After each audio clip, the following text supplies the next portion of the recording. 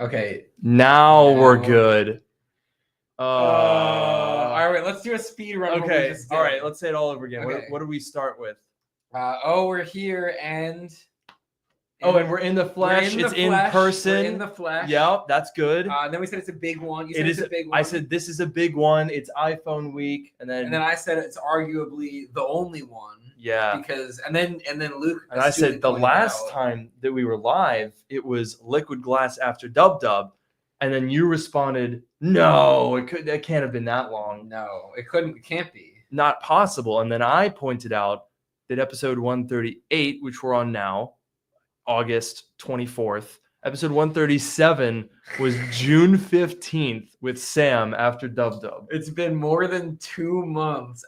Okay. And then I was like, which I'm still like, it does not feel like it's been that long. No. I did not I know we have been pushing it, like delaying and pushing it, or one of us is busy. Like whatever. 2 months, almost 2.5 months. That's crazy. How did that happen? I mean, well, first I think you traveled in June. And then there was like 4th of July weekend. And then I traveled. I was gone for like 2 weeks. And I think you were gone again for a week. Yeah. And then you came here, but then we didn't have time when you were here. And then I was gone again. And now we're here. So it was like, there really wasn't. And then last week we were maybe going to be able to do it, but we were both like, we would have been literally sprinting to try to make it. And so there we go. Oh my God, that's hilarious. Homer Simpson says, I was beginning to think one of you got sued by Apple. No, that's actually a different podcast. Yeah. No longer exists. No, there's other podcasts that have had lawsuits involved. Fortunately, not us, though. I don't think have you engaged in any corporate espionage that I'm not aware of?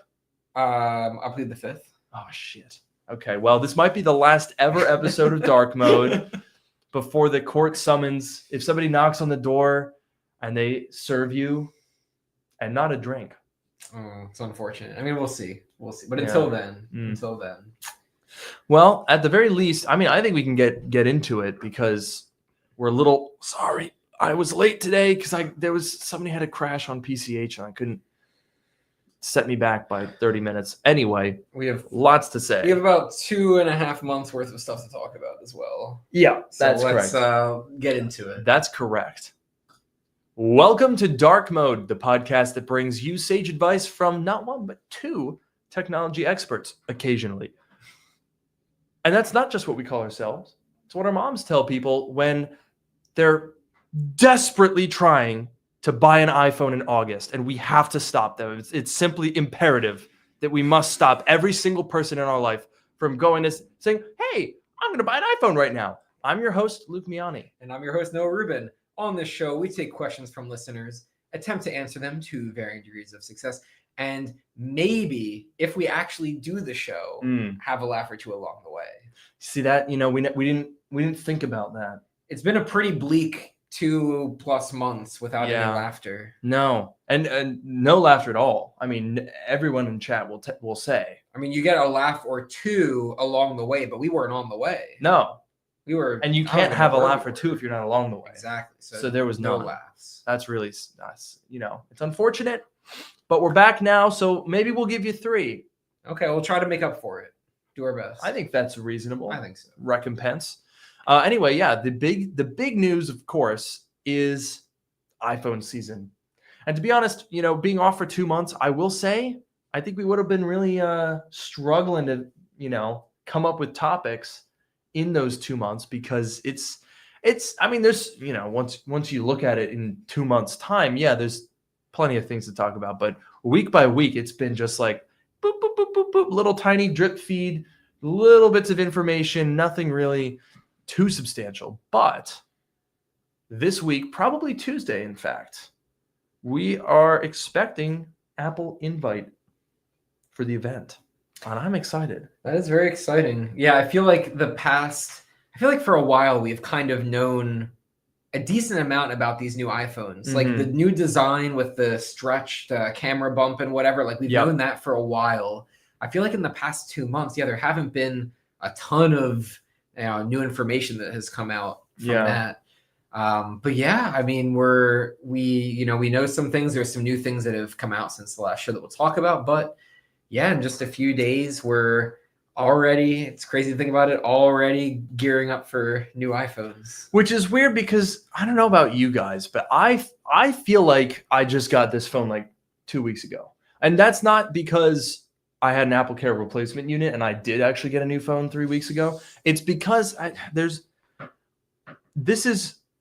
don't know that this is just because of the age that we are, or if this is actually a phenomenon that people of all ages are experiencing.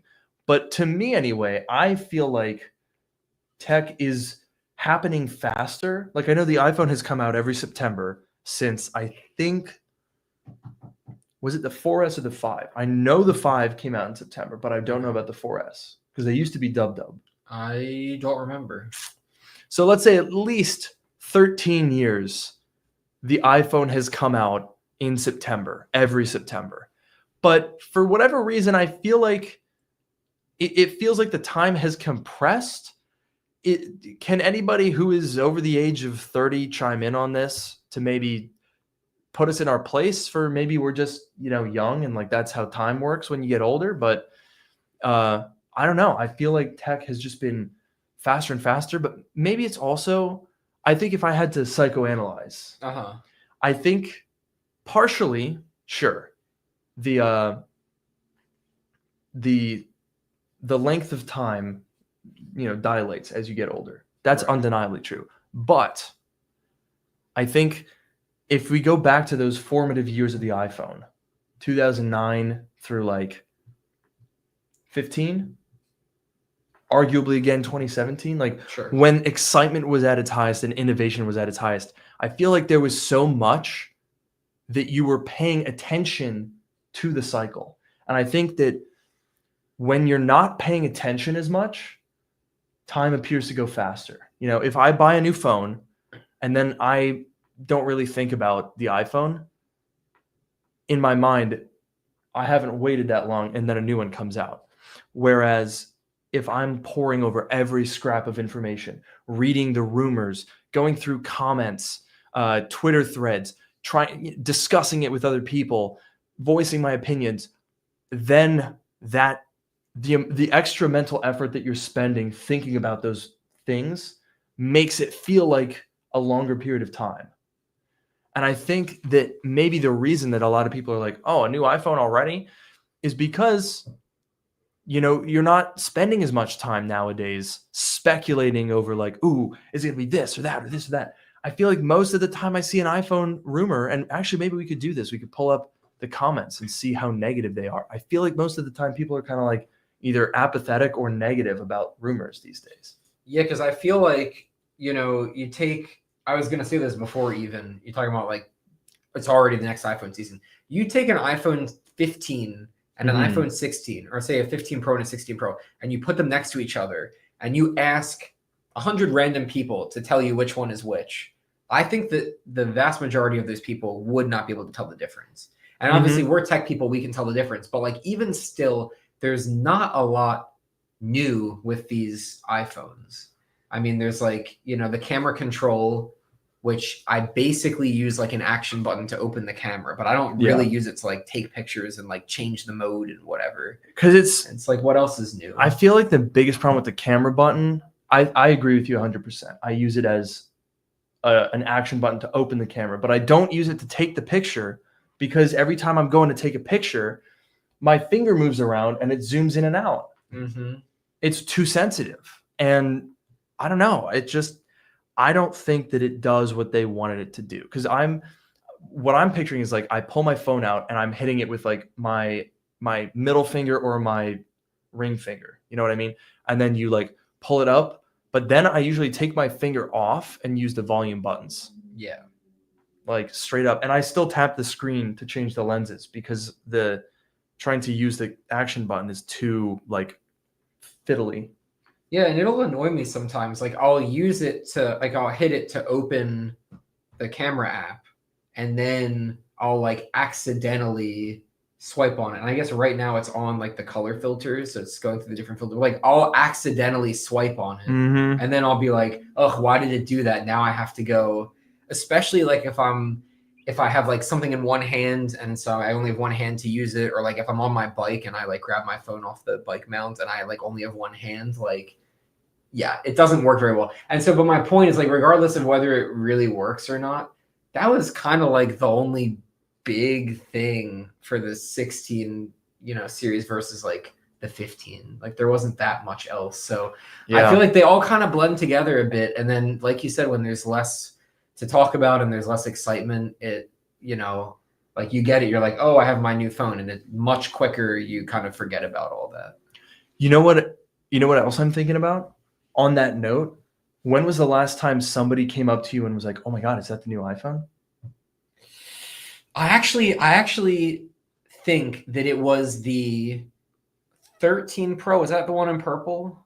The 14 Pro. The 14 Pro. Then it must have been, because I do remember like I was unboxing that phone and someone noticed, probably because of the color, right? Because the 13 and the 14 didn't really look that different. Just the dynamic island visually. Yeah, and I don't know. Maybe they saw the island. Maybe they just saw the color. But that was, and even that was just like, oh, maybe they happened to notice it. But it's nothing like the past. Like you would get an iPhone 4 or like an iPhone 5, and that was like totally different. Oh my God, I remember in 8th grade, I got the iPhone 5, and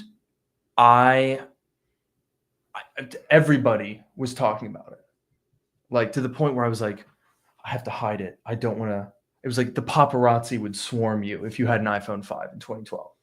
It was genuinely like that big of a deal. And I understand that we're not going to get to that point again, because again, that was 5th ever iPhone. We're on 17 now. Yeah. So like, yeah, I get it. And I'm not asking for another iPhone 5, but I do think that this year's iPhone rumors have been, I would say, better than last year. Sure. But they haven't recaptured that magic. I mean, even like I'm trying to think of like when iPhone rumors were pretty crap. There were bad years for iPhone rumors, but I think they were isolated. Like 2015, it was an S year. It wasn't a huge deal, but I think it was still, people were still pretty invested in it. 2016, that I would say that was the most recent time that the iPhone rumors were like actually bad, because it was the first time that they did 3 iterations on a design, and they didn't really do a whole lot. And I remember people being very disappointed. But was that the 7? That was the 7. Okay. But they did do the 7 Plus with the double camera. Right. So that was kind of a big thing. Right. But then keep in mind that, when you had a year like that was kind of, not the most exciting, the iPhone 10 came out the next year, which blew the entire smartphone world open. Don't forget about the space dust, by the way. Oh, yeah. You can't forget about the iPhone 7 space dust. That's very important. That was big. That wasn't a rumor, but that was, when they announced it, that was big. Yeah. That was, that video, it's funny. Nobody else kind of gets that joke. I'll have to work that into a video somehow so that people, I want to be able to say space dust and people know exactly what I'm referring to. Put it in chat if you know what we're talking about, or, if we don't, we might just sound like crazy old men. The iPhone 7 space dust, if you know what we're talking about. Yeah. The real one. I'll put, if you are correct and you identify what it is, I'll put you up on screen and I'll read your message aloud. Nice. But I think what we should do now, given that we're going into, I would say this is the 4th or arguably 5th year of this feeling of like what's actually new. And to be clear, I have never thought that any of those iPhones were bad. For sure. To be sure. They've all been good, right. But they're safe. Yeah. And boring. So what I'd like to do now is take a look at the MacRumors page that shows, their sort of breakdown. What are all of the features? Because, it's been a while. We've talked about a lot of these, but I don't know. There's definitely been a couple in recent ones, or at least clarifications of rumors that we've had in the past few weeks. And then what I want to do is go through the comments, because obviously there's always negativity in the MacRumors comments, because everybody who comments on MacRumors is just the most bitter people alive. They hate everything. Jeez. It's unbelievable. They're just professional haters, frankly. But I think we should be able to get a vibe. And then maybe we can also find an old article from like 13 years ago, before iPhone 5, and see what people were saying then. Yeah, that would be cool. I like it. Let's dive in. Okay, here we go. Here's iPhone 17 Pro coming soon with these 12 new features. 12 whole features. Whoa. My goodness. Big year. So the first one is the design. And I think, we can, let's zoom this in so everyone can see. Oh yeah, there we go. Nice and big. Oh, never mind. I was saying the Kia Sportage, but now we have 29 freaking awesome gadgets. Is that AI generated? Yeah, look at the text. It's gibberish. That's a whole other can of worms. We can't get into that. We can't get into that. No, ignore it. Disregard that horrible slop. Here we go. So we've got the most recent rumor. I didn't even see this. Oh, available in an orange color. Oh, holy hell! Whoa! Oh my God! Steve Jobs would never invent paint. That's crazy. Wow, this is amazing. So, the biggest one, this is a good recap here, because we start with like the biggest one, aluminum frame. This is interesting to me because it does seem like a step back, and I'd love to hear from people in chat. Also, what's really funny is somebody saying, I would love to not have dark mode at all. I'm like, dog, you've been watching for 20 minutes. I think this is on you, I'm afraid. Yeah. I'm trying. Did anybody get the space dust, by the way? Yeah, a couple. Yes. Jet black finish. They knew it. They knew the space dust. And then here we go, narrated beautifully by Johnny. Yes, right. The space dust. Okay. Maybe we have talked about it before. I mean, it's iconic. So. It is iconic, and if you don't know it, then frankly, I'm disappointed. Let's see. So yeah, basically, this design. This is pretty much the final design. I mean, okay, that looks so bad. This is a photoshopped render. It's gonna look better than that. I would hope, but it will have this cutout here. Oh, yeah. I don't know. We got to talk about that too. Yeah. So basically, the cutout will be glass as it is currently, frosted glass, and then everything else, including the camera bump, all the way around the sides, is supposedly going to be aluminum. That's weird to me though, because they made such a big deal about titanium. Yeah, 2 years ago. Like, how are they going to explain that as like they made such a big deal about titanium and they're like, now we're going back. And this is for the Pro models. This should be the best material. Yeah. Why is it? What are they doing? And it was also, it's like titanium for 2 years, but it was stainless steel for like 5 years before that, starting with the iPhone 10. So they had the 10 through the 14 were stainless steel. Then we upgraded to titanium, and now we're going back to aluminum. So in my mind, there has to be a justification for that. Now, obviously, the complex shape of the case is probably why they're doing it. Because remember, the titanium is really only the frame. It's bonded on the inside to the structure of the phone is still stainless steel. So it's really just the outside. I don't know. Maybe it was too expensive to work with. Certainly, I think it would have added quite a bit of cost to the phone if the camera bump and like those rounded edges, if that was all titanium, fair enough. And if it was stainless steel, it would weigh about 50 pounds.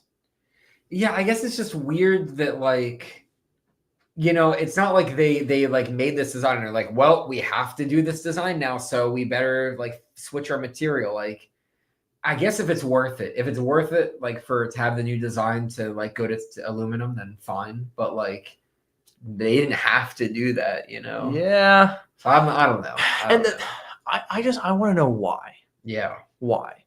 Because And you know what's the most fucked up part about this whole thing is that we've sat here on this podcast for the past 3 years saying we want Apple to change something. Yeah. Where they don't really change the design all that much. And this is the biggest design change that we've had since the iPhone 12. But I'm mainly confused. I feel like with the iPhone 12, I kind of understood why they did that. This seems odd. I think at least Sam has been convinced that the reason that they're doing this new design with the glass cutout is because of reverse wireless charging. Okay, but could you not do that with the current design where it's all glass? You could, but it wouldn't be visually identifiable and different. So I get, they're kind of trying to visually indicate, hey, this is a new functionality. I see. Okay. And then the reason for the camera bar, as far as we're aware, is upgrades to the camera, which I'm assuming we'll find further down here. So we'll keep going. So here's the key changes are an aluminum frame. The back of the devices will have a new part aluminum, part glass design, as we were discussing, a rectangular camera bump, an anti-reflective display option. This is one that I have low confidence in this, but that would be cool. I will say the MacBook Pro's nanotexture is fantastic. However, nanotexture so far is mostly used on devices that you don't touch the screen that much, except for the iPad Pro. It's not easy to clean. That's the main issue with it. Whereas, if you want to clean the smudges off your phone, you kind of hit it with one of those bad boys. That works pretty well. But all right, let's keep going. Redesigned antenna system. Rumored to feature a redesigned antenna system that wraps around the large rear camera bump. Oh, that I remember seeing that one. It's going to be very, very thin, and it kind of goes all the way around, which makes me wonder, are there going to be less bands on the sides? Yeah, that definitely could be. Yeah, because I was looking at the mock-up picture, and it does look very I don't know, the camera bar looks maybe a little bit more inset, or it's a little bit more dramatic of a thing. I don't know. It's just something. It looks like it's slightly more inset, and I guess it's the fact that it's aluminum and not frosted glass there, but it looks more substantial. So maybe that's also part of it. If the antenna system goes all the way around and then they make it wider to do that, that could be a good reason. I'm wondering if it'll look good. I mean, this is a terrible render. We really need to stop looking at this render. Yeah. Well, I'll pull up Sam's renders because I think he's done the best job of showing what everything's going to look like. But if we keep going down here, the orange and copper color. Oh boy. Longer battery life, slightly thicker design for larger battery. I'm a little nervous about that. Because, we're both Pro Max boys. You've been... Was it the 15 Pro that you came back to the dark side of the big boys? Yes. What would you think about a slightly thicker design? I will say this phone, as much as I do like the Pro Max, it is big. It is, it's a big boy. And I feel like part of it is it's hard for me to do stuff with one hand sometimes. Typing with one hand is pretty difficult. Maybe if you do that keyboard adjustment thing, then it's okay. But True. That's kind of hard. You swipe up to unlock, and then you go up to bring your control sound, whatever, or go to whatever. It's big, and I feel like if it's thicker, that's going to make it even bigger in your hand. That there's going to be more that you have to wrap around, so your thumb is not going to go as far. That's a good point. On the screen. And so I'm all about better battery life. I'm never going to say no to better battery life, of course. But making it thicker and potentially heavier too is definitely a trade-off with these things. And I will say, for all of those trade-offs, this, at least the way that this is worded, seemingly is indicating that it's only on the Pro Max, where I don't think that's the one that needs the better battery life. Look, like you said, I'll never say no to it. Right. I ain't going to turn down better battery life. However, I don't really struggle to get through a day. And also, I'm on the beta, so that thing nukes the battery pretty good. but I'm still perfectly capable of getting through a full day. Unless I have a lot of like navigation or FaceTime in a day. Yeah. I don't really have an issue. So I feel like that would probably be more useful on the pros. No, I mean, that was one of the reasons why I upgraded. Maybe even the main reason why I went to the Pro Max was for the battery life. And I feel like, yeah, I was doing that like charge up to 80% thing, that like software limit. And that was a little bit rough, but I turned that off. I went to just charge 100%. And now it's totally fine. I don't really worry about the battery life anymore, which is great. But that was the thing with the Pro models, because it's like basically the same phone, but like smaller battery. And so that, would be more of an issue, especially months, year or two into it when the battery's degrading. That is true. Yeah, battery. I have a feeling that in the next sort of 5 or 10 years, we'll start to get these solid state batteries. And I think that is going to literally change everything about tech. And I do think that we're like, I think right now where we are is we're kind of hung up a little bit on a couple of technological advancements that prevent some of those like crazy futuristic things. And they take longer to develop now. I mean, think of what solid state battery tech would do for phones, laptops, cars. Like that will probably be one of the biggest revolutions of our time when that happens eventually. But for now, you kind of have to make do with, the battery life is good. 1 year later, okay, I can mostly make it through a day. Right. 1 year later, you're just plugging that shit in all the time. Yeah. So better battery life, great. Thicker, We'll questionable. Pro Max, maybe not the one to do it on. Then we got the A19 Pro chip, which I love that, we just, instead of, rumors, modest year-over-year performance gains and power efficiency improvements. Sure. There's not really a ton of information out there. I don't think it's going to be a big year. But what's crazy is I feel like the iPhone chips have just been like consistently so good now for so long. And I think really 2017 with the A11 Bionic is where it all began. Like that chip and the Bionic, the 4+2 chip design is just so unbelievably good. I don't know if you saw the other day, there was a comparison of the brand new Pixel 10 Pro XL. Okay. And it is slower than an iPhone 12. Wow. 5-year-old phone. Yeah, I mean, even like my 2018 iPad Pro, like I'm not gonna lie, it is showing its age a little bit. It's like pretty slow to start up from like a cold boot. Yeah. But like when it's on and it's going, it's totally fine. And that's 7 years old. It's an old device. Like, yeah, that is nuts. The A19 Pro versus the A18 Pro, or like even a couple years back, that's not the bottleneck for the iPhones. Right, exactly. Frankly, the battery is the bottleneck. The battery is, I mean, like what? Okay, actually though, what is the bottleneck? Battery is definitely a bottleneck, especially on like the not Pro Max. Like what else are the real bottlenecks? I guess, okay, if we're going to talk about battery being the bottleneck, you could argue that the chip, like, I think that they should be putting all their energy into making them more efficient. We don't need 10% faster every year, frankly. If flagship Android phones are able to make do with performance from 5-year-old iPhones, we don't need more performance. I would take all of that and just put it into efficiency.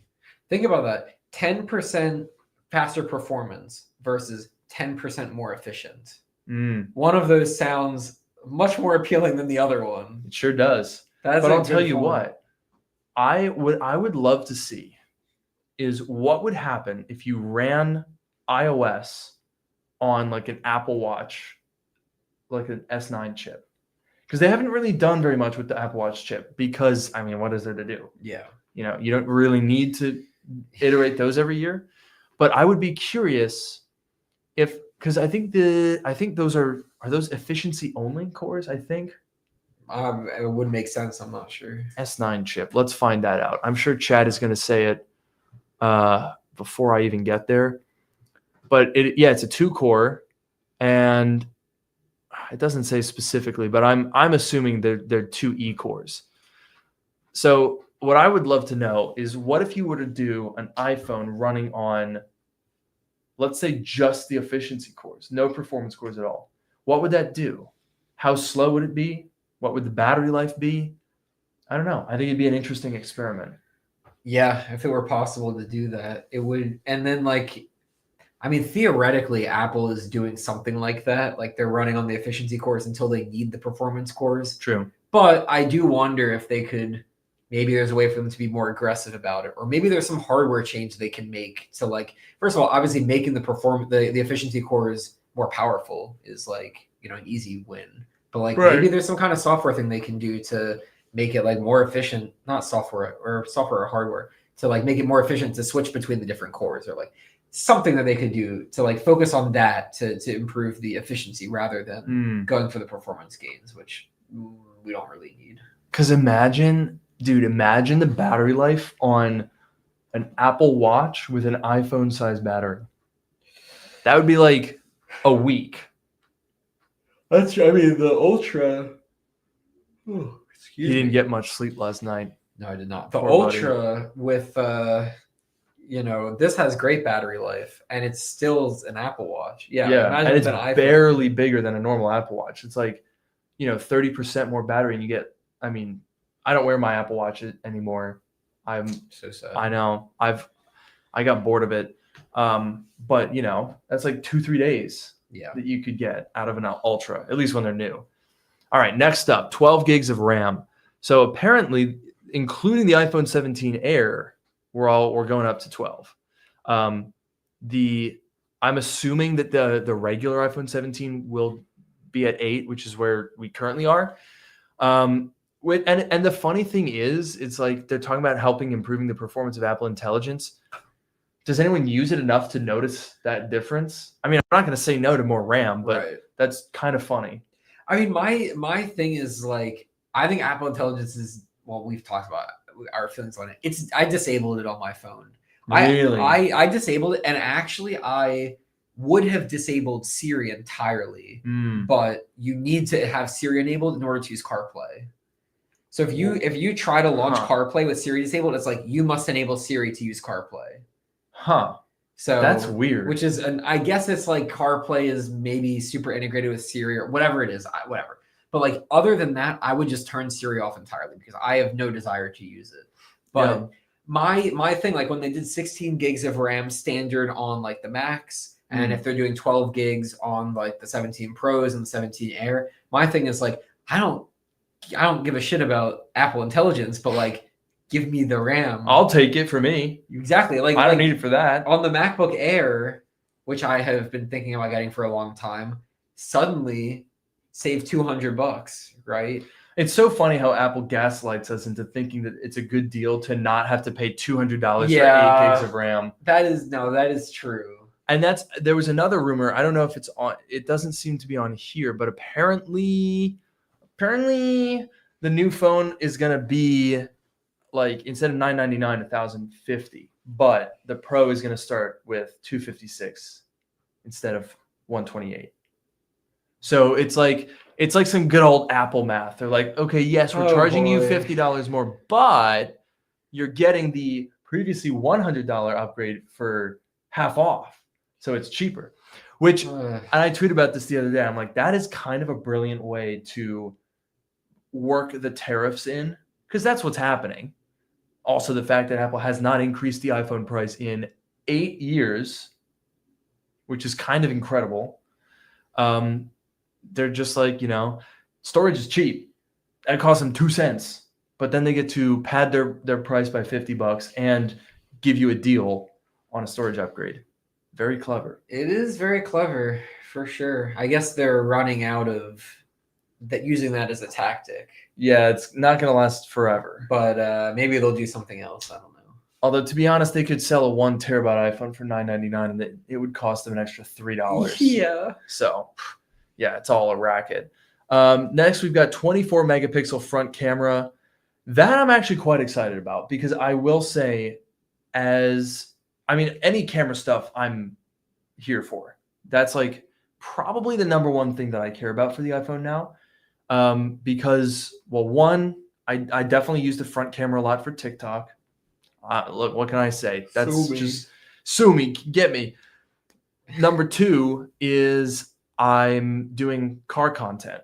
I'm actually in the middle of editing a new road trip video for my channel, The Middle Lane. Shameless plug. Check it out. I might even have a thing to put it up. Ooh. I'm sure you do. Oh, I'm sure I do, right? Surely I do. I don't. What? My goodness. Okay. I'm just going to, you guys can just look it up. You can't click this anyway. Boom. There it is. Go check out The Middle Lane. But the reason I bring that up is because cameras are very, very, very important to me now. Because I shoot on I hundreds and hundreds of videos on iPhone for those projects. Because, we don't have a team of people. It's just 3 people that are working on that stuff. And I'm like driving. So, I want to be able to use the camera control button to open the camera, hold it like this, record, have 3 different zooms so I can get a bunch of different types of shot. And so when I see something like a 48 megapixel telephoto camera, now we're talking. And I think that is the main reason why we're getting that rectangular camera bar. To make room for the bigger sensor. Yeah. And I thought that I saw, I don't know if this is true. You might have to fact check me on this, but I thought I saw that it might be more than 5x. Oh. I don't know for sure though. Let me know, chat, if that is the case. Yeah, I feel like, I'm a normie compared to you. In terms I'm a normie compared to Sam. Camera, yeah.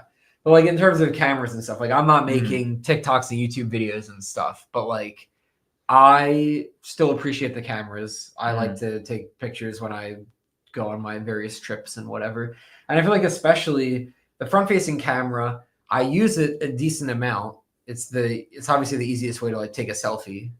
I wish that it were easier to use the better sensors, but dude, the camera control app on the Apple Watch never works for me. Oh, I've had a lot of issues with that too. It doesn't, it won't sync with the camera app, or it won't show me the preview, or and even when it does work, it's still kind of awkward. You hit the button and you're like, okay, now let me hide it so I can be in the That's picture. True. So I'm there's no good way, and I get it, whatever. I don't know how they would do it, but there's no good way right now really to use the better sensors for selfies and stuff. So I think people will appreciate a better front-facing camera. And then obviously the telephoto, yeah, anything you can do to make the cameras better is going to be appreciated. What I'm wondering about, and this I think would be game-changing. Obviously, a 24 megapixel front camera, very well-needed update that I'm looking forward to. But I want it to be an ultra-wide. Because I feel especially for the iPhone Air, this is why I think they might do this, because the iPhone Air is going to have a single camera, right? That 48 megapixel main, so it'll have the 1x, 2x. Sure, fine. But 0.5 selfies are a huge thing. Everybody does that. And every time you want to take a 0.5 selfie, you're you go, you set it up, and then you hold your phone out and you're like, yay, 0.5 selfie, yay. Oh my God. And then the flash, and they look good. And that's kind of a cultural thing now for the past couple of years, because every phone since the 11, except for the iPhone, the SE stuff, right? Or the 16e, all the normal iPhones since 2019 have had 0.5 cameras on them. So it's everybody has that. And I think it would be a little bit weird if they were to sell a phone without an ultra-wide camera at this point, other than the 16e, which is garbage. But I think if they were to do, what I would love to see is a legit front-facing flash, more than the screen flash, or just a better screen flash, and an ultra-wide front camera. That would actually be a really nice upgrade.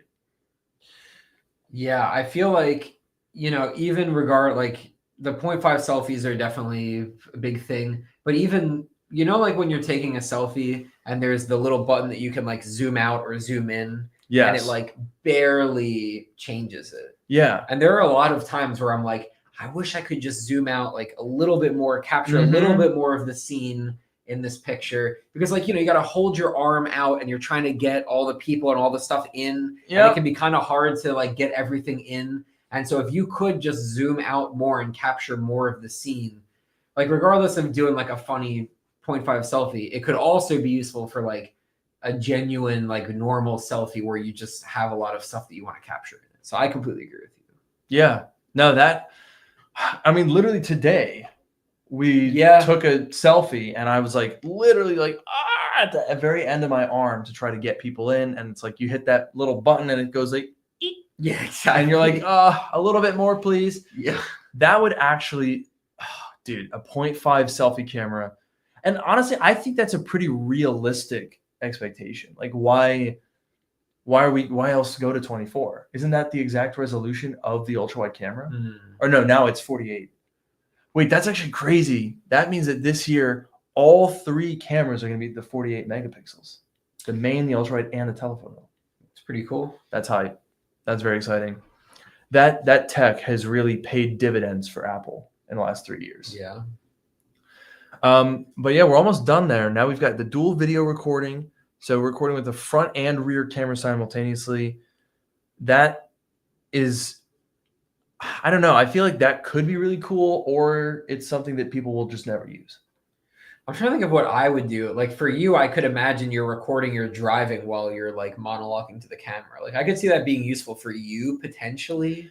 Well, but the thing is, I don't think I would be able to use it in any sort of a professional way. Because like in that example, if I'm recording straight out of the windshield, I'm going to be way crooked on the other side of it.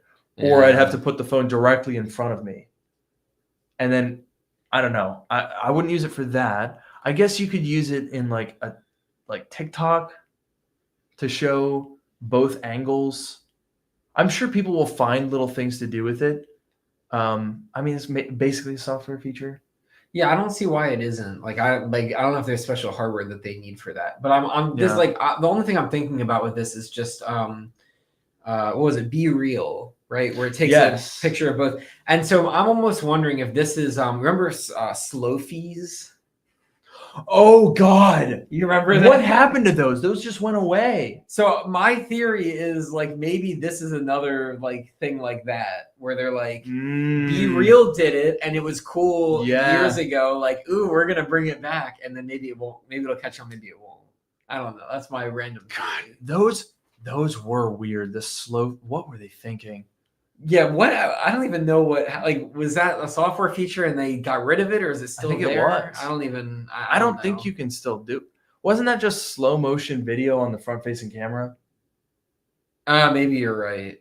But they made a whole they had a whole campaign for that called Slow-Fees, but that's actually that's a good point. I've never used that. I've never ever recorded slow-mo on the front facing camera. I've almost never recorded on the rear facing camera for that matter. I remember in I think it was the 5S was the first one that had slow-mo, because I think it was 720p 240 FPS. Nice. Or maybe it was just 120. It might have been. But I remember, using it back then, because then it was like, oh my God. Yeah. I would drop something on a table and just be like, whoa, it's slow now. Yeah. Holy hell. I remember that. So it had a certain bit of novelty. I've definitely used it to take videos of pets. Okay. Doing goofy odd little things. I've seen that on TikTok as well. People will slow down, like their cat jumping up to get on the bed, and then they bonk off and they make a silly face. So that's fair. The slow motion is fine, but again, never on the front facing. Yeah, and never calling it a slow-fee. So yeah, I don't know. I don't know what the simultaneous recording is going to do for anyone, but sure, why not? And then I guess the final rumor, and this is actually kind of an interesting one. We really saved it for the very end. The vapor chamber cooling system. All 4 iPhone 17 models are supposedly going to have a metal covered battery and internal design changes for better heat dissipation, and a vapor chamber cooling system, which, by the way, has been in Android phones for a decade at this point. But obviously, That's Apple's very rarely first, but I think if they did it, they'd probably do it pretty well. I will say, I thought that we already had metal battery systems for the 16. Wasn't that like their whole thing of a new architecture? Yeah, maybe they're changing other stuff too. I'm honestly not sure, but I feel like I will say that my iPhone can get pretty toasty sometimes. Yeah, but I found using it in any kind of like extreme heat, which or not sunlight. saying it's its fault, but yeah, using it in direct sunlight, using it when it's really hot. CarPlay is a big one. Sometimes it'll get so hot doing CarPlay that like CarPlay will stop working. Yeah. Like Have you ever had it get like really choppy? Yep. Yeah. All the time. And then for some reason, the Find My app does it. If you open the Find My app, I guess it's just constantly refreshing like locations or whatever. But if I open it and I leave it open for a few minutes, like I'm just like keeping an eye on someone and I leave it open for a few minutes, for me at least, it does get pretty toasty. So I'm gonna try it. You can see if it happens. Is that with like the People map? Yeah, just like standard. And do you do normal map or do you do satellite? I don't think it makes a difference. Okay. Like this, but theoretically, leave it for a few minutes. See if let's it gets see. warm. I'll just leave it, just not touch it, sit it down there and see what happens. Yeah. I mean, so overall, when we look at those rumors, I will say I think they're solid. Like I don't have any feature there that I dislike, but I think it's really going to come down to the presentation, because like I could see that collection of features genuinely being a really exciting phone. I could also see it being, I don't know, I feel like every year when the iPhone comes out and it's all fresh and you're like, oh my gosh, here's all these new things, you can like think of all of those features. But then a lot of them you kind of either don't use or they blend into the background or you don't really think about them. And, you know, I mean, I guess at some point they become taken for granted and you have to go, oh, wait, that didn't exist until 2-3 years ago. Right. Like the 48 megapixel camera. But I think that was appropriately hyped. I'm trying to figure out, like, were there any iPhone features that were underhyped where we were all bored and then they ended up actually being really good? Oh, perfect. Satellite connectivity. That's a perfect example, because that is something that when it came out, it was cool. A lot of people were like, you know, they would go out in the desert and show how it works. Now it's not a feature that, I mean, I've never actually consciously used it. I think maybe once or twice I've sent my location via satellite, but that is a feature. That's a great example of that, where like no one got excited about that. But if I ever got lost in the woods hiking, I'd be mighty pleased about it. No, I agree. Actually, one of my friends used it recently. He texted me and he was like, I'm at some lake or something. I guess he didn't. And he's like, I'm at some lake in Michigan or somewhere. And I sent this via satellite because I guess there was no cell service there. But no, I completely agree with you that like, I don't use that feature, but it's a fun party trick. If you're somewhere without connection and there's like the little demo thing that you can do. And it is nice to know that you have that option. It's a good safety precaution. Exactly. Like just knowing that I have that makes, like, not that I'm doing anything like extreme or dangerous or whatever, but like just knowing that I have that option does, you know, make me feel at least a little bit better. So if you ever get kidnapped, I'll find you. I'll do a Liam Neeson from Taken. I was about to try to work and you'll be the daughter. Do you know what my favorite part about the Taken movie was? What? Do you remember the scene where Liam Neeson is on the phone with his kidnapped daughter and he says, I need to figure out where you are. Throw a grenade out the window. So she throws a grenade and then he waits for the amount of time before he hears the explosion to figure out how far away she is. I don't remember that, but I promise you that's a real plot point. Oh, I'm sure it is. Like, that's awesome. I'm sorry. Stupid, but how do you even come up with that? What writer was like, what if she throws a grenade so then he knows where she is based on the sound of the grenade and how far away it is? And then they were like, yes, that's going in. Never mind the impracticalities of, if I'm a hostage, first of all, why are you giving your hostages access to grenades? Yeah. Second of all, if I'm a hostage and I have access to a grenade, why wouldn't I use the grenade to become not a hostage anymore. Yeah. I think that's probably what I would do. Anyway. Tangent aside. Yeah. Should we read the comments here? I want to see what people think. So we got 26 comments. It's a relatively new article. And I'm curious to see, whoa, glad they're switching to aluminum. It's lighter than titanium and better at heat dissipation. I don't know how they're going to pitch this because the entire iPhone 15 Pro's ad campaign was one word, titanium. That's a very good point. That's what we were saying before. That like that was their whole thing. Yeah. Yeah, most people have a case, and I doubt anyone needs the sheer strength of titanium. See, that's a bad justification, though, because it's still a downgrade. They're like, well, most people don't actually care. Right. Just for the aluminum materiality, they'll probably come up with some clever marketing. Specially engineered aluminum. Yeah, they're definitely going to say that. For sure. Yeah, they're going to say, ooh, it's a cool and interesting thing. It's lighter. Sure, whatever. I will say, though, like, I'm kind of nervous about that because this is a good point here. They say my only gripe with switching back to aluminum is that I never use a phone case. Same. And while my phone doesn't drop often, it does happen. And the titanium frame has held up wonderfully, no dents or marks.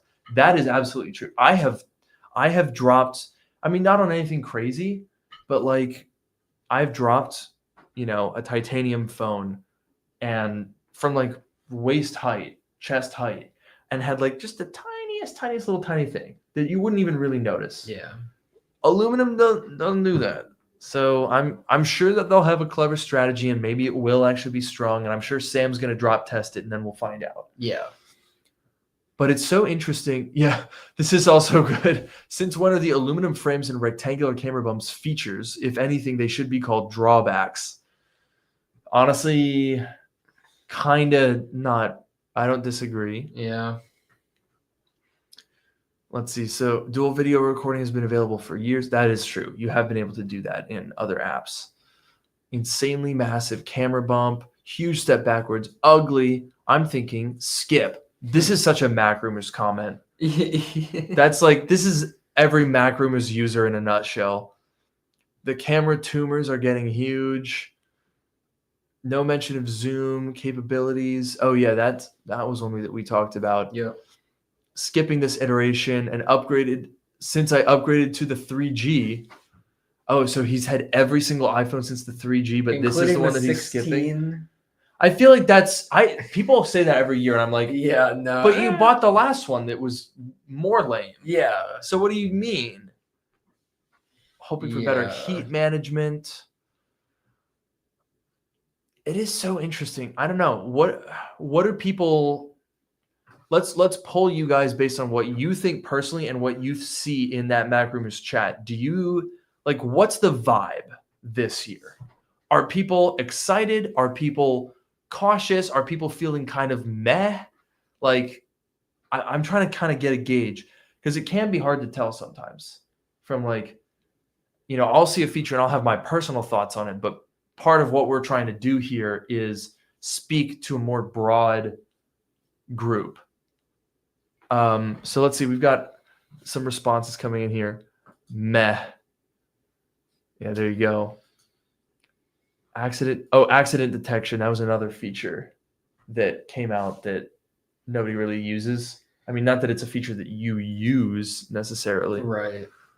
I will say though, I did crash on my bike and it triggered, and I didn't need it to trigger, but I was like, if it had been worse, and it'd be good that it triggered.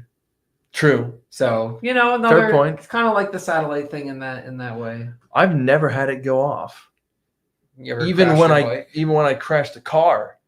Oh, yeah. When it came out, and we crashed many cars. It didn't go off. Yeah.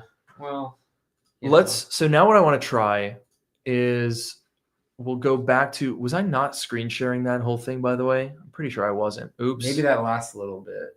Ruh-roh. Anyway, what I would now want to do is find, let's see, we'll go MacRumors iPhone 5. Let's see. iPhone 5 articles. Oh, yes, perfect.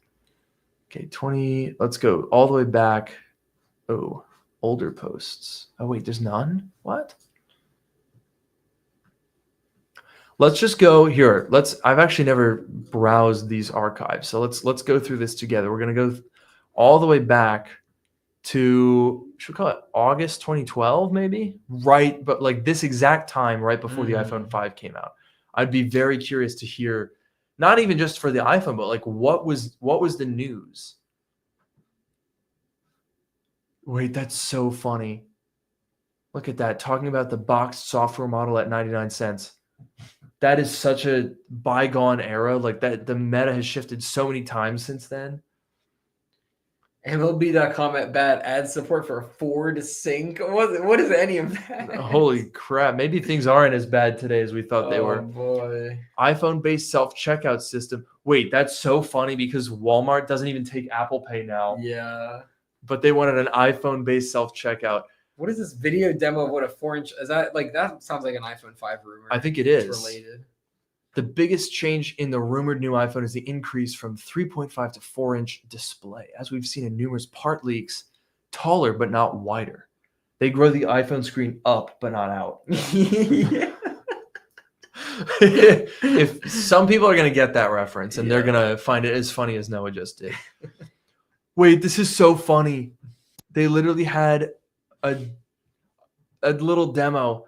God, I remember how much. That's honestly a very accurate representation of what the iPhone 5 looked like too. Yeah. Taller home screen. Oh, the old larger app folders. Oh my God. Oh. iOS 6. Older games letterboxed. Whoa. Newer games are in widescreen. That's crazy. This is a pretty good. This is a well-made video for the time. Yeah, I feel like this is pretty accurate because they did do that. Like they letterboxed some of the old stuff and they stretched some of it. They could stretch some of it. They could. Wait, this scene right here. This reminds me of where I was so jealous because you got the iPhone 5 before me. It came out in September. Didn't you get it for your birthday or something? Probably. Because your birthday is September 29th, so that was pretty convenient for you. Yes. So he got it right at launch. I also got it for my birthday, which is December 16th. So there was like a couple months. Yeah. And I remember that we went on a school field trip in 8th grade and you watched that Jake Gyllenhaal movie. Source Code? Source Code.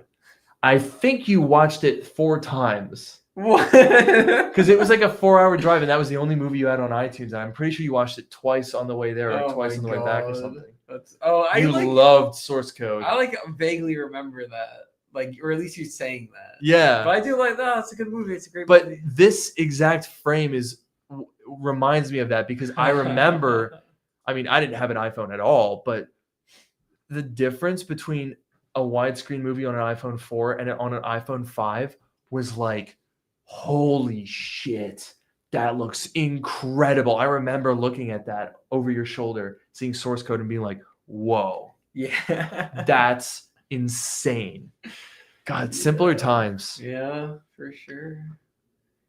542 comments. The previous one had 25 comments.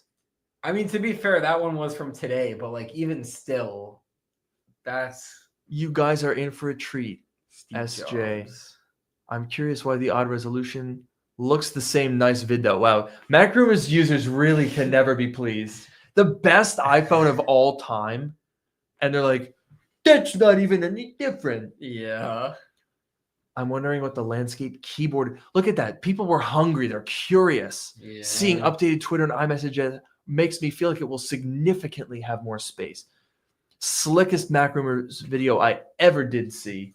Oh, heavens. Oh, heavens me. Steve, since when did you move to Florida? Oh, funny. Okay. Nice video. Deleted. What? I mean, people, look at the, I feel like there is, okay, somebody said ZZZ would much rather have it wider. Ugh. What? Why would you want a square phone? I'll say this. It's a very good thing that MacRumors commenters aren't making any of these actual decisions because if that were the case, I can't even imagine what the iPhone would look like. It would be the iPod Nano, that touch iPod Nano. Yeah, you're right. Just way bigger. Because they were like, oh, bigger screen is going to be bad. It's going to be hard to hold. They hated that. I remember your thumb can go from here to here. Oh The yeah. iPhone screen goes from here to here. That was their campaign that they did. Oh my god, that was so good. It was so simple and like user focused. Yeah. This changes everything all over again.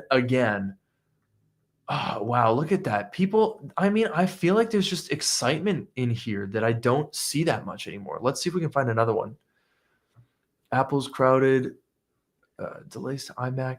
There were a lot of articles here that I do feel like there was probably fewer quantities of bigger leaks and rumors. Whereas now we have like an almost daily little drip of like somebody claims that the iPhone will have a corner radius that's 1 pixel different.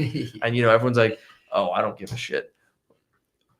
But a lot of these are like, okay, LG and AU Optronics once again named as display suppliers for iPad mini coming in October. Actually, no, that was a bad example. That was a pretty good rumor. And the iPad mini did in fact come in that October. So that was right. Wow. And oh yeah, there's possible iPad mini. Oh, I remember the excitement for that. How many comments did an iPad mini rumor get? 119. Pretty good. Mm-hmm. I'm trying to find another iPhone one.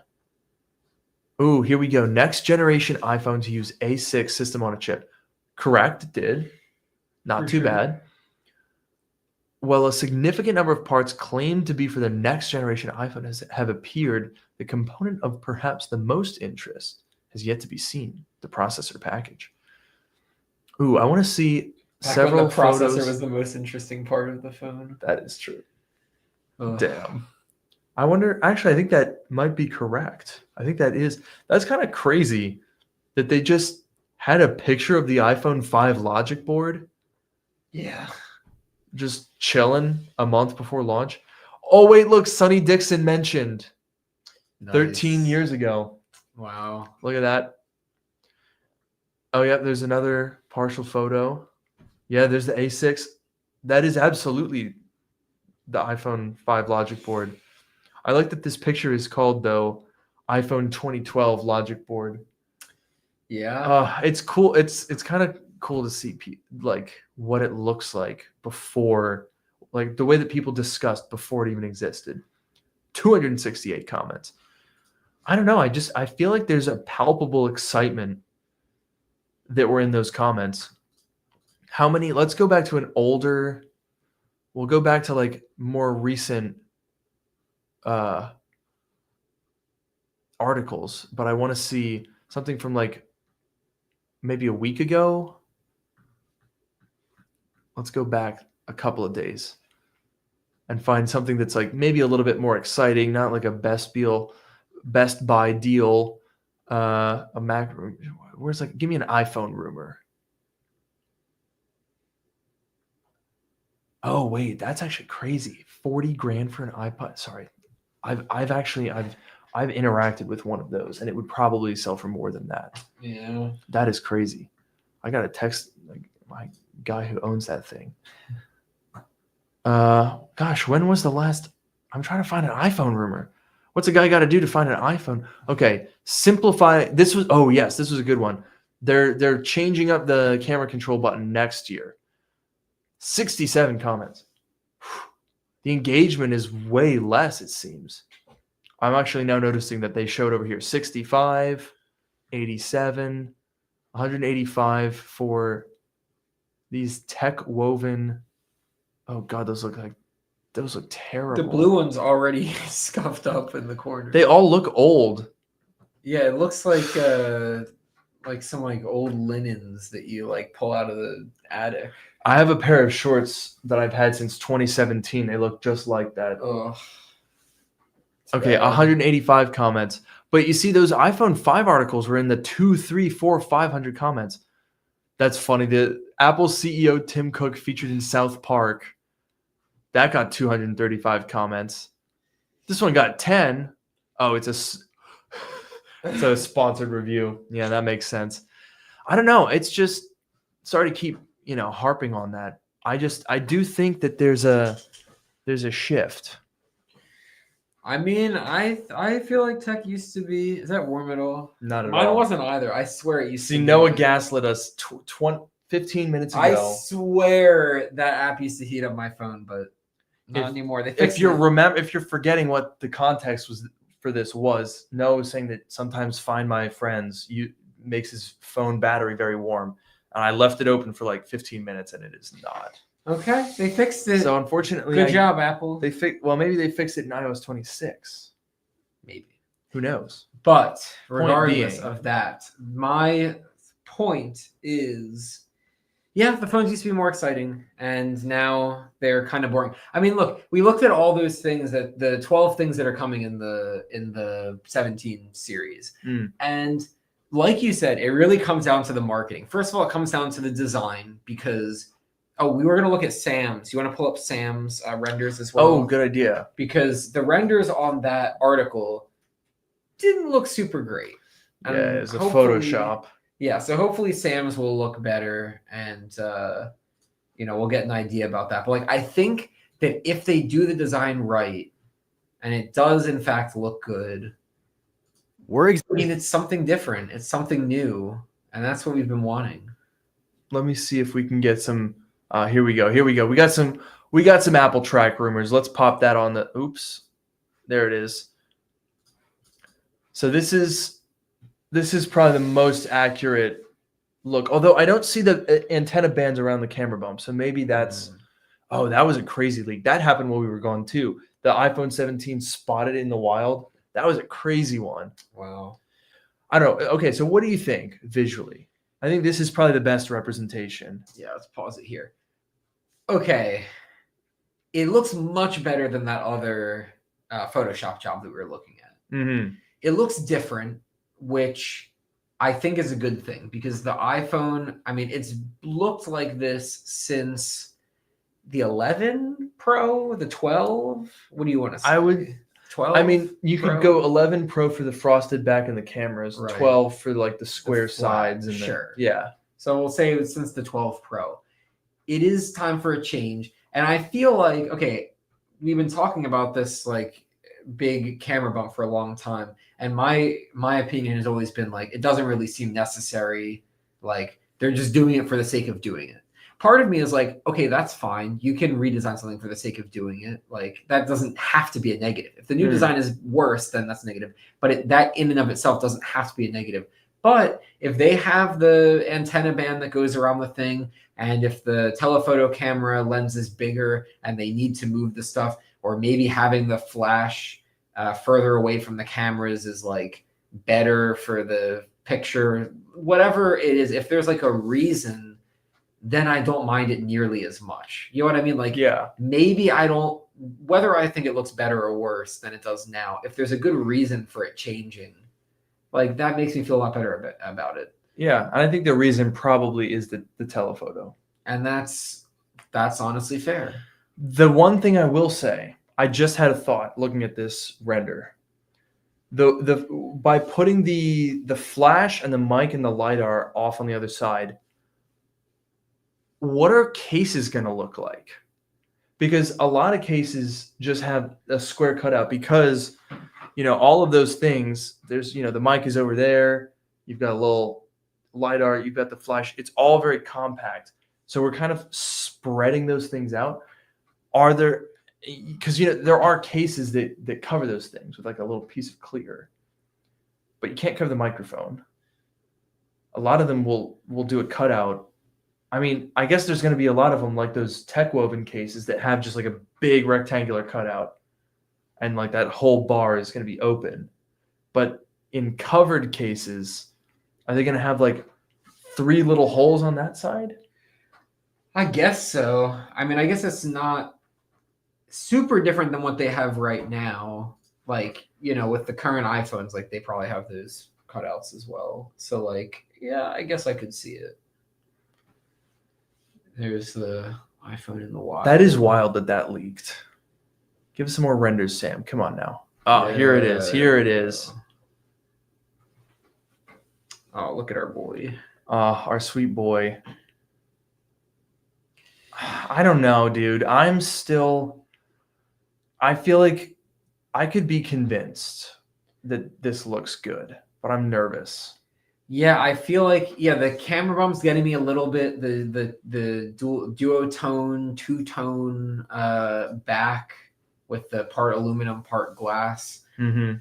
I kind of feel like when Apple announces it and they show the official renders and the official everything, like I feel like for me it's gonna click in that moment. Because I feel like there are a lot of times where we talk about something and we're like, this seems weird. I don't know if I like this.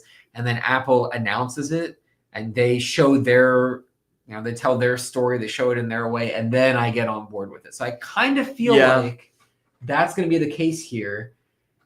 Like, I don't hate it to begin with. I need to be convinced. And I feel like Apple could convince me. And then I'm very persuadable. Right, and you get a new design, and we've been saying for a while that we kind of want a new design. Yeah, and look, they're delivering. I'm gonna say something though.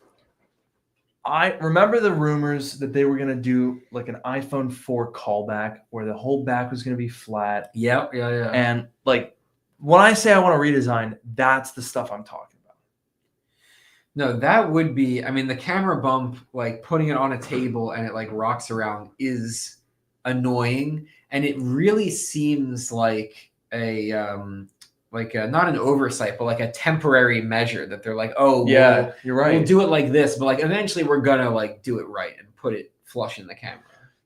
That's a great point, because the first phone that had a camera bump was the iPhone 6. And when you look at that camera bump from today's perspective, you're like, oh, that's cute. Yes, nothing. But I remember people being like, oh my God, it doesn't lay flat. This is terrible. And then on the 7, it got bigger. On the 8, it got bigger. On the 10, it got bigger. The 11 Pro, it got huge for the time. And then it's only been getting bigger ever since. And so what we all thought was like, oh, well, yeah, they have to have that for now until they figure out how to. No. They're just that, but more. Just make it big. Honestly, I think at this rate, the way that we'll get a flat back is just the camera bump takes over the entire phone. Yeah, they're going to thing is camera bump. No more wireless charging, just gone. Camera bump. All camera bump. It'll be like, well, do you remember that one phone? Is like the Sony Xperia, whatever it was, that had just like a huge camera on the back of it. It was part digital camera, part phone. Yeah, that's what's gonna happen. Okay, wait. Here's a hypothetical. Imagine, the rumor about the iPhone, at least the Pro Max, being slightly thicker to have a bigger battery. What if they just made it as thick as the camera bump? That's what I'm saying. Right. Just make the whole thing the same. If it's gonna be chunky, just make it chunky. Just commit. Give me a brick. I don't know. Maybe it would be like significantly harder to one hand. Maybe it would be worse. Probably be very heavy. And it would probably be heavy for sure. But like, I don't know. I would just be curious to see what it's like. Yeah. At the very least. Although the other thing that I'll say is like, okay, the new camera bump, I guess the phone theoretically won't be wobbly anymore. Right? It's not going to sit flat on the table, but it's not going to be wobbly. I think you're right. I think, well, it depends, I guess, on the clearance for the rings. Because, and that's what kills me the most, is when you rest an iPhone down. No, you're right. The part that contacts the surface is not even the metal painted ring, but like that little tiny inner ring that is like a bezel on the lens cover. Yeah. And that's the contact point. So now it'll be less, because you're right now you're rocking on the height difference between that part and the back of the phone, and it'll be that versus like the height of the camera bump. So it'll be a much less wobble, but still I think it will wobble. No, you're right. Oh, we were so close. We were so close to having a phone where I could like use it on the table without going.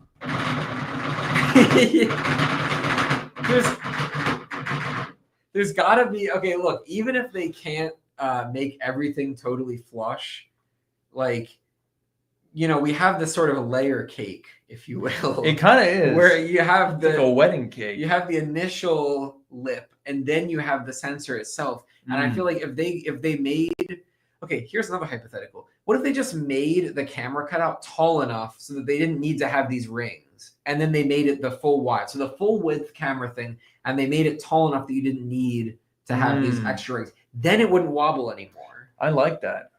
I don't know. Maybe it's worse. Maybe that's actually worse. Maybe it would look bad. I'm not an aesthetic person. I'll tell you what, though. I bet you the reason they don't do that is because the camera team and the phone housing team are totally separate. And so they're like, who knows how thick the cameras might be? So you got to make a design that could allow you to, in the next year, just tweak it a little bit and make the cameras go, ooh. Whereas if you did that, you'd have to work together as a team, and they don't really do that a ton. I could definitely, that could be true. I could see it being like, I don't know, maybe if this part is like twice the height, it's like, it sticks out. I don't know. Maybe there's some reason why they don't do it like that, but I would like to know that reason. I would like to know that reason, actually. Thank you very much. Yes.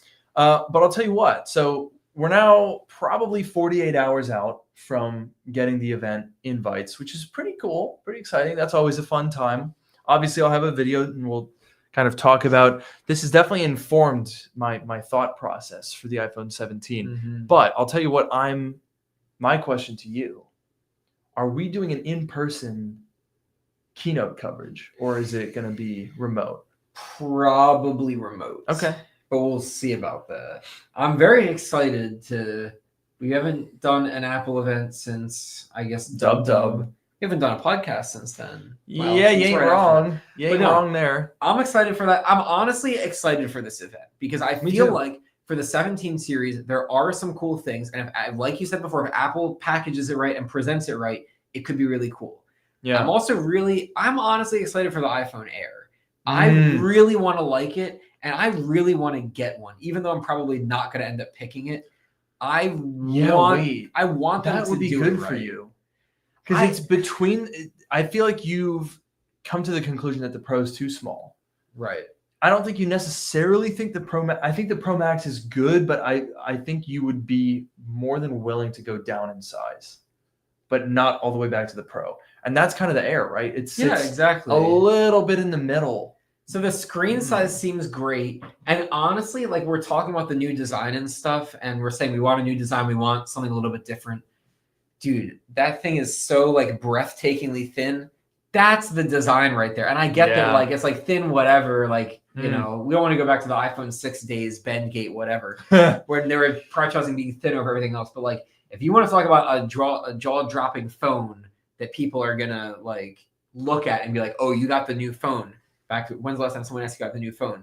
If you have the Air, true. That's when people are going to ask if you got the new. They're going to say, "Oh, you got the new phone." That is a very good point. I think if you walk around with an iPhone Air, people are going to go, "What is that?" Because there's no phones that looks that are that crazy. Thin. There's no phone that's thin on the market right now. I'm really worried that the battery life is going to be unusable and that it's not going to have enough cameras. That's my biggest fear. The battery life, the one camera, maybe, I don't know about promotion. I don't know if that's going to I think it is going to have promotion, but the only having an earpiece speaker, no bottom speaker. Ooh. So it's going to be mono. And I would have said 8 years ago, I wouldn't have cared. But now, because like I feel like 8 years ago, what were you doing with your speaker? Maybe playing Angry Birds, maybe watching a video back on your phone, an occasional YouTube video. Sure. You were maybe, what else would you be doing? I mean, listening to like a speakerphone. No. Yeah, speakerphone. You weren't doing anything too crazy. I think now people use their phone speakers so much more.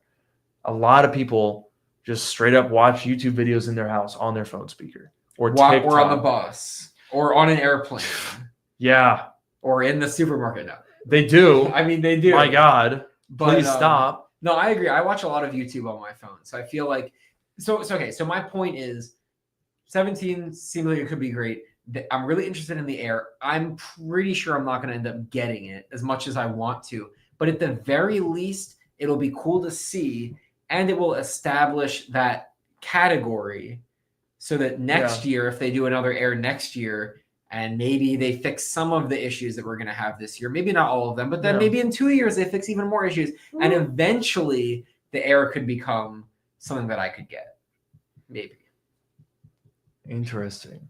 So you think it's going to be like an Apple Watch situation because you bought the original Apple Watch at launch because you were so excited, and then you returned it and waited for, a couple generations before it was more polished. I think we're talking about all these issues, and there are people talking in the comments saying like, oh, it's, they're worried about it, or oh, it's not going to work, whatever. So I kind of feel like some of these things are going to come true. That's just the nature of how it is. But like, yeah, give it a few years. You were talking about solid state batteries before. Like battery's a huge concern. Okay, fix the battery, and that's great.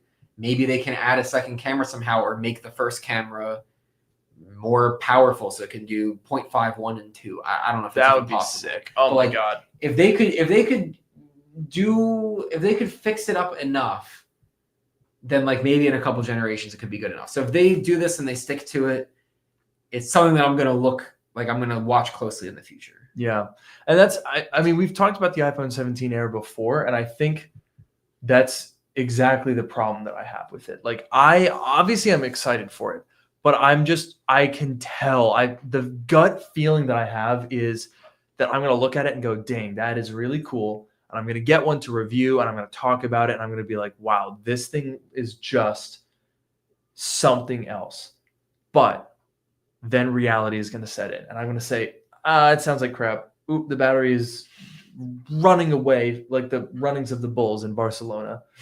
And I need the cameras. I can't do 1x, 2x front facing. That it's not.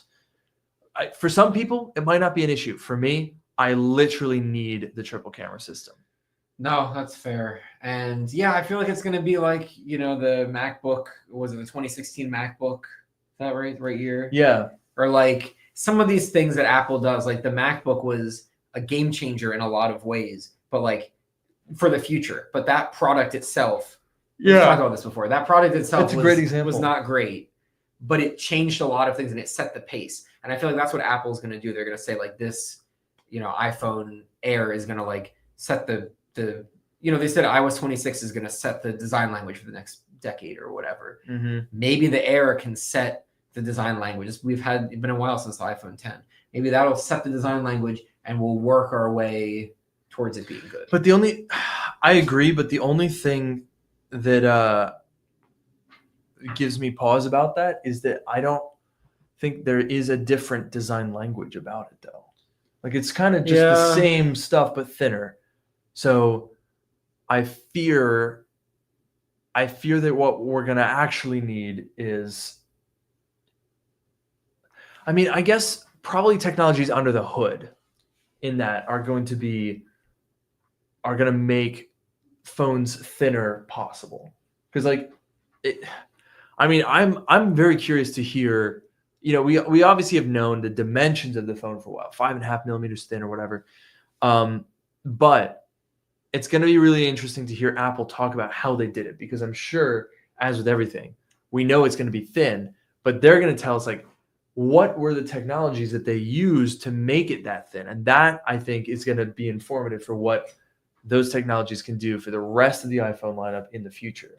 No, exactly. That's kind of, maybe it's less so like the MacBook or the iPhone 10, but just like, okay, the 16E, for example, we can shit on that phone all day, but like, I don't know, they put the new Apple, what was it, the C1 chip or something for the cellular chip. It's like now an in-house Apple chip. Oh yeah. And like, that might actually be a big deal. Like when that comes to the other phones, and if it's like more power efficient or faster, like whatever it does better, like that could be a big deal. And so I feel like maybe there will be some things, in order for them to engineer it to be this thin, I feel like there's going to be some pretty interesting under the hood stuff. So maybe not like secret features or whatever, but like some very interesting under the hood stuff of how they managed to cram everything into a phone like this. And like you said, it'll carry over to the other phones that are not trying to be the thinnest phone in the world. And I think that the thin phone will improve over time. Maybe it's not like an iPhone 10 level change, but I think that there are going to be, we've talked about like the iPhone 6 era. They were going for thinness and they sacrificed too much. And then we rebounded and got to where phones were thicker and we weren't sacrificing that. And now maybe the next step from that is where we get that thinness back, but we aren't making those sacrifices anymore. Maybe the technology is there, or it's going to get to that point where we get that. And maybe that's the next. But the sacrifice thing. is still battery, and I think that the rumors suggest that we are still going to give that up.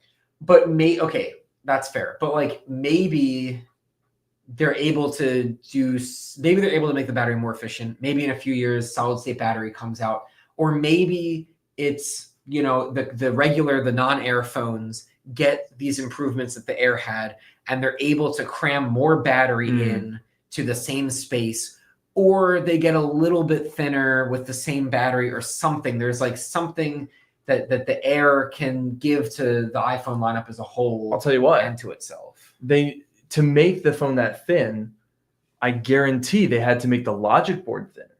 I guarantee they had to make the display thinner, the modem, the antennas, the cameras. I mean, the thing that a lot of people don't really realize is that when you take apart the back of an iPhone, you know, this whole camera bump is all a cover, basically. Like this is all part of the back piece. And when you take that off, what's underneath is like this little block of cameras, that module. And that goes all the way through to the screen. So like the reason the cameras stick out is just because the cameras are that thick. I think a lot of people, I don't know, it seems obvious when you think about it, but it's also not obvious. It's like, okay, yeah, there's a logic board over here, there's a battery over here, and then there's camera. So that must mean, if we use our powers of deduction, that in this camera stack that goes pretty much all the way through, you've got that 48 megapixel camera. That's the camera that is rumored in the iPhone Air, but it's like 3 millimeters less. Right. So that must mean that they have figured out how to make these cameras that much thinner. Which then begs the question, why are we still having a camera bump? I mean, we'll see. I feel like there's going to be some interesting things that come out of this keynote. Just like when they explain how they did all this stuff and talk about it, I feel like there's going to be some things that come out of it that like explain. And maybe we'll see some of those things immediately in the iPhone 17, like the rest of the phones. And maybe some of them will come over time. Mm-hmm. But regardless of, you know, what it is, I feel like there's going to be something. They made it thinner somehow. They crammed everything in there.